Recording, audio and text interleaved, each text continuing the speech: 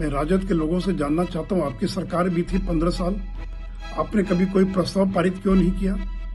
और केवल बिहार में ही नहीं तो महाराष्ट्र और उड़ीसा विधानसभा से भी सर्वसम्मत प्रस्ताव पारित हुआ जिसमें भारतीय जनता पार्टी शामिल थी।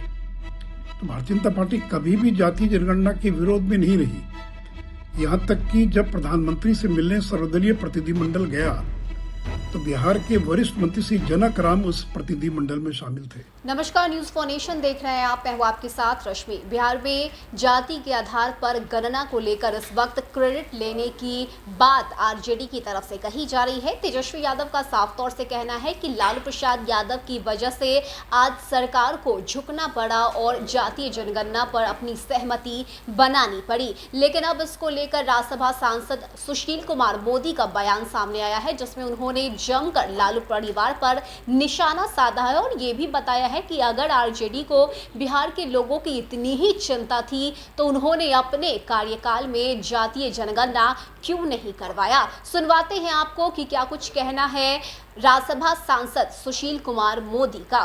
मित्रों, जातीय जनगणना को लेकर कल जो सर्वदलीय बैठक हुई उसके बाद राष्ट्रीय जनता दल इसका अनावश्यक श्रेय लेने का प्रयास कर रहा है। ये भारतीय जनता पार्टी थी जिसकी सरकार के दौरान एक बार नहीं दो बार विधानसभा से और विधान परिषद से सर्वसम्मत प्रस्ताव पारित हुआ। मैं राजद के लोगों से जानना चाहता हूं, आपकी सरकार भी थी 15 साल, आपने कभी कोई प्रस्ताव पारित क्यों नहीं किया? और केवल बिहार में ही नहीं तो महाराष्ट्र और उड़ीसा विधानसभा से भी सर्वसम्मत प्रस्ताव पारित हुआ जिसमें भारतीय जनता पार्टी शामिल थी। तो भारतीय जनता पार्टी कभी भी जातीय जनगणना के विरोध में नहीं रही। यहाँ तक कि जब प्रधानमंत्री से मिलने सर्वदलीय प्रतिनिधिमंडल गया तो बिहार के वरिष्ठ मंत्री श्री जनक राम उस प्रतिनिधिमंडल में शामिल थे। और झारखंड का जब सर्वदलीय प्रतिनिधिमंडल गया तो उसमें डॉक्टर दीपक प्रकाश जो प्रदेश के अध्यक्ष हैं वो उसके अंदर शामिल थे। तो भारतीय जनता पार्टी कभी भी जातीय जनगणना के विरोध में नहीं रही। यहाँ तक कि 2011 की जो सामाजिक आर्थिक जनगणना हुई उसका भी बीजेपी ने समर्थन किया था। मैं तो लालू जी से जानना चाहता हूं, आप इतने वर्षों तक सरकार में थे, आपने क्यों नहीं जातीय जनगणना करवाई?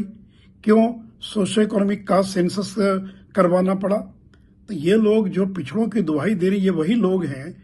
तो बता दें कि जिस तरह से इस वक्त खुलकर तेजस्वी यादव सामने आ रहे हैं, बीजेपी पर निशाना साध रहे हैं और ये भी कह रहे हैं कि बीजेपी को आरजेडी के सामने झुकना पड़ा। हमने जिस तरह से आंदोलन करने की बात कही थी, ऐसे में बीजेपी जो है वो आखिरकार बिहार के लोगों के सामने झुक गई और यही वजह है कि सर्वदलीय बैठक में बीजेपी शामिल भी हुई है। ऐसे में अब सुशील कुमार मोदी का ये बयान सामने आया है जिसमें उन्होंने जमकर लालू परिवार पर निशाना साधा, तेजस्वी यादव पर हमला बोला और ये भी कहा है कि जातीय जनगणना करवाना केंद्र सरकार के हाथों में है और यही वजह है कि उनकी सहमति से ही सीएम नीतीश कुमार ने ये फैसला बिहार में लिया है। फिलहाल के लिए इतना ही। ज्यादा अपडेट के लिए आप बने रहिए न्यूज फॉर नेशन के साथ। नमस्कार।